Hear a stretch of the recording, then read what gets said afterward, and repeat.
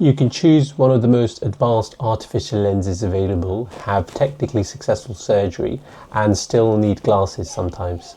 That does not necessarily mean that the surgery has failed, and equally some patients with a relatively simple lens can manage most of their daily life without glasses. So what actually determines whether you will need glasses after cataract surgery or reflective lens exchange?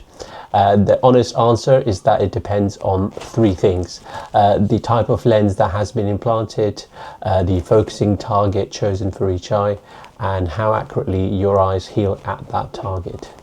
In this video, I'll explain what you can realistically expect from the different lens strategies, why glasses may still be useful even after an excellent result, and the questions you should ask your surgeon before choosing your lens. I'm Mr. Mohammed Ahmed. I'm a consultant ophthalmologist specializing in cataract, corneal and refractive surgery. This video is for general education purposes only and does not replace an individual assessment with your own eye surgeon. Let's start with the direct answer. Will you still need glasses after cataract surgery or lens replacement surgery? Possibly, but the more useful question is, which activities are you hoping to perform without glasses? Because just saying I don't want glasses can mean very different things to different people. One person may simply want to drive and watch television without glasses.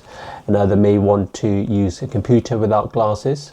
And someone else may want to read a phone, a menu and a book without glasses. And another patient may want to do all of those things in all lighting conditions without ever having to reach for spectacles again. Though those are not the same objectives, no artificial lens can guarantee perfect vision at every distance in every lighting condition for every task. The aim is usually to reduce your dependence on glasses. Now, how much that dependence can be reduced depends on the optical strategy chosen. Before discussing the individual lenses, I want to make an important distinction. Being able to manage without glasses is not necessarily the same as having the sharpest possible vision. So you may be able to read your phone without glasses, but find that a weak reading prescription makes small print much clearer.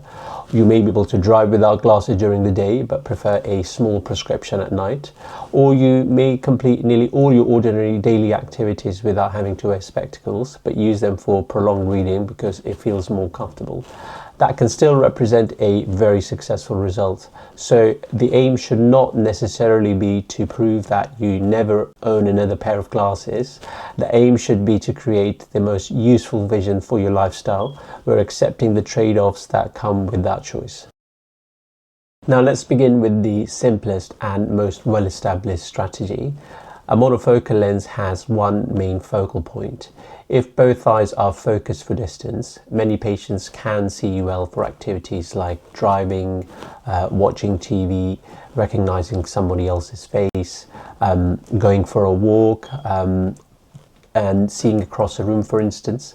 However, having said that, because the artificial lens does not restore the natural focusing ability of a young eye, the reading glasses will normally still be required. Now, that may include reading a phone, when reading a book, if you go to a restaurant and reading a menu, if you have a medicine label, you may need glasses for that, or if you're reading small print on a packaging. The computer vision can vary on the other hand. So for example, some patients can find that a larger or more distant screen is reasonably okay. Others may need an intermediate pair of glasses specifically for computer work. So with two monofocal lenses focused for distance, what we say is that the typical expectation is that the distance vision will be good without glasses, provided the final prescription is close to the intended target. But glasses for near work and sometimes for intermediate work may be required. Now, one advantage of that is that monofocal lenses generally provide a relatively simple optical system. So for patients who prioritize the cleanest possible quality of distance vision, especially in lower light, that can be very attractive. But the trade-off is that greater dependence on glasses for close work is usually there. Yes, An artificial lens can be deliberately focused for near vision rather than distance. Now, this may suit someone who has been short-sighted throughout their life and is used to removing their glasses to read, for example. They may strongly value retaining good close vision without glasses, but if both eyes are focused for near, glasses will be required for distance vision. So this has not eliminated glasses completely. It has simply chosen the distance at which the patient will be less dependent on glasses. This is why the refractive target matters just as much as the name of the lens. So for example, if you have two patients, they can receive the same model of the monofocal lens, but have very different visual experiences because their eyes were targeted for different distances. Another option is monovision. This means focusing one eye mainly for distance and the other eye somewhat closer. So the brain then uses information from both eyes depending on the task. In full monovision, there may be a larger difference between the two eyes. In mini-monovision, the difference between the two eyes is a little bit smaller. So for example, the dominant eye may be focused to distance, whereas the non-dominant eye is mildly short-sighted to help improve intermediate or functional near vision. Now, this can reduce dependence on glasses without dividing the light inside the eye in a way that the multifocal lens does. Some patients adapt extremely well to this. They may be able to drive, use a computer, cook, shop, check the phone without glasses for most of the day. But mini-monovision or monovision does not suit everybody. Some people don't like the imbalance between the two eyes. It can reduce the quality of the binocular vision or depth perception, especially when the difference between the two eyes is quite large. Reading glasses may still be needed also for small print or prolonged close work. Now, where possible, somebody considering significant monovision may benefit from experiencing it with contact lenses before undergoing permanent surgery. The important point is that monovision can increase the range of vision, but it is still a compromise. One eye is not simultaneously focused perfectly at every distance, essentially. The next category includes enhanced monofocal and extended depth of focus lenses. These lenses aim to provide more range than a conventional monofocal lens. The exact performance varies between different designs, but broadly speaking, many of these lenses aim to provide good vision at distance, useful intermediate vision, and sometimes a degree of functional near vision as well. Now, this can allow the patient to see a car dashboard, a computer screen, food on a plate, or if they go to a supermarket, a shelf, a phone held at a comfortable distance. However, most patients should still expect to need glasses for reading small prints or prolonged reading at very close distances. The potential advantage is a broader range of vision than a standard monofocal lens, with fewer optical side effects than a stronger multifocal or trifocal lens.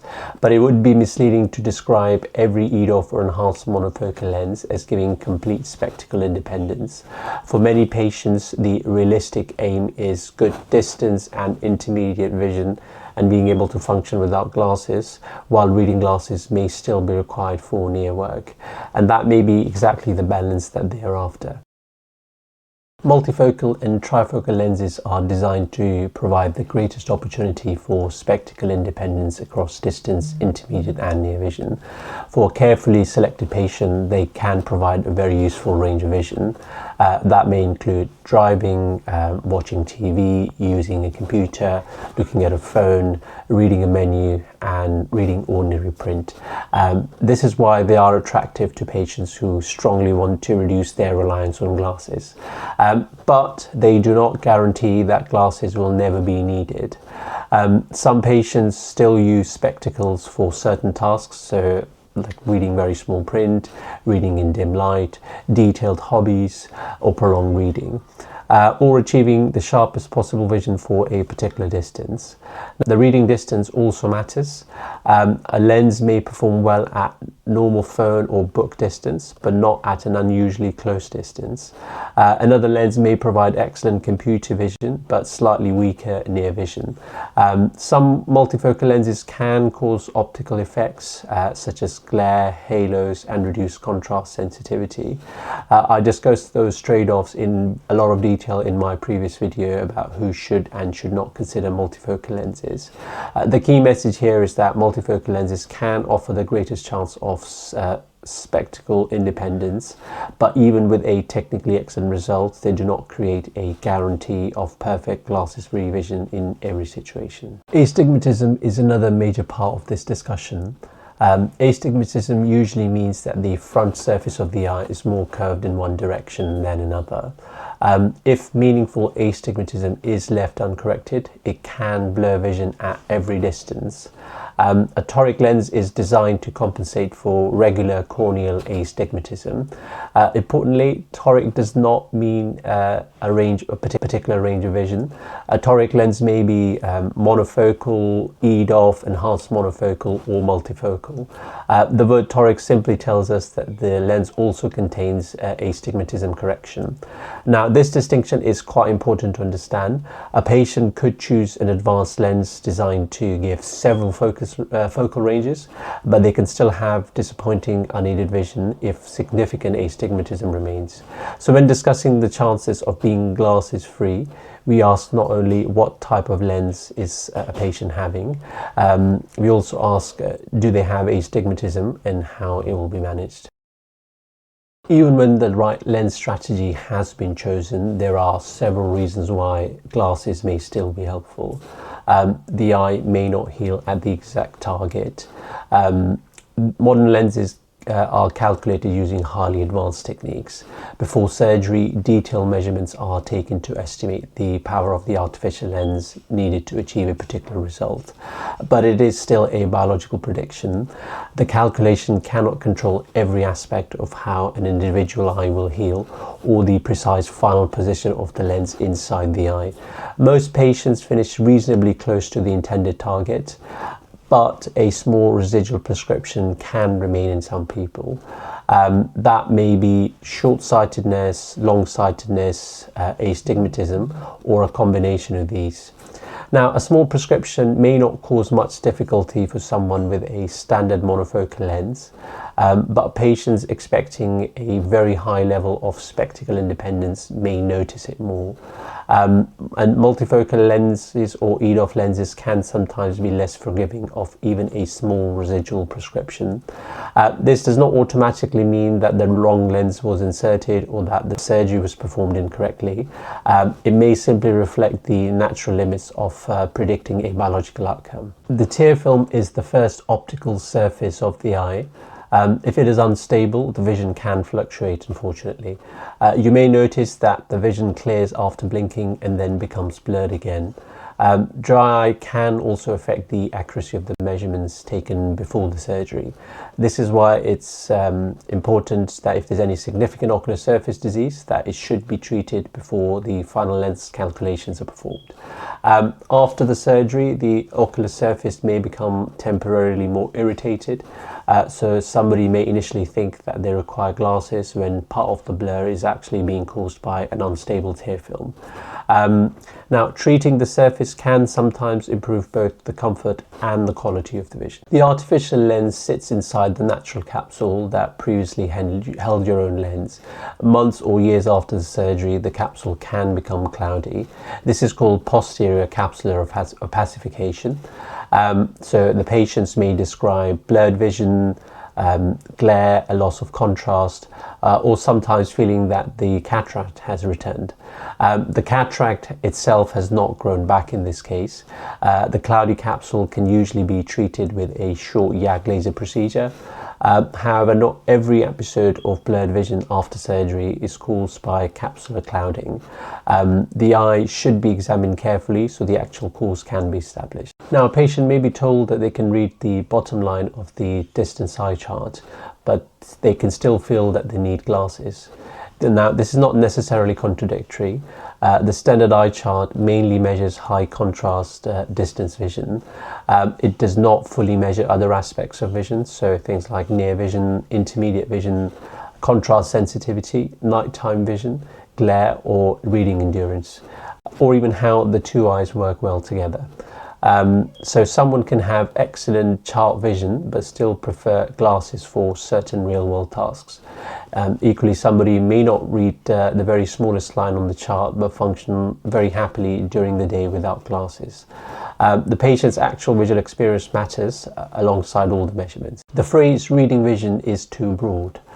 Reading a text message is different from reading a novel for 2 hours, for example, doing embroidery, repairing a watch, reading fine architectural plans, using several computer screens even, or even when examining very small objects in very poor light conditions. Similarly, distance vision is not one single task. Watching TV in a bright room is different from driving for several hours at night in the rain. This is why your surgeon should really ask about your real activities rather than simply asking whether you want a distance or near vision lens. A lens strategy that is excellent for one patient may actually be quite frustrating for another. Now let's consider 4 common situations. The first patient drives frequently at night, values the cleanest possible vision for distance. They are relaxed about having to wear reading glasses.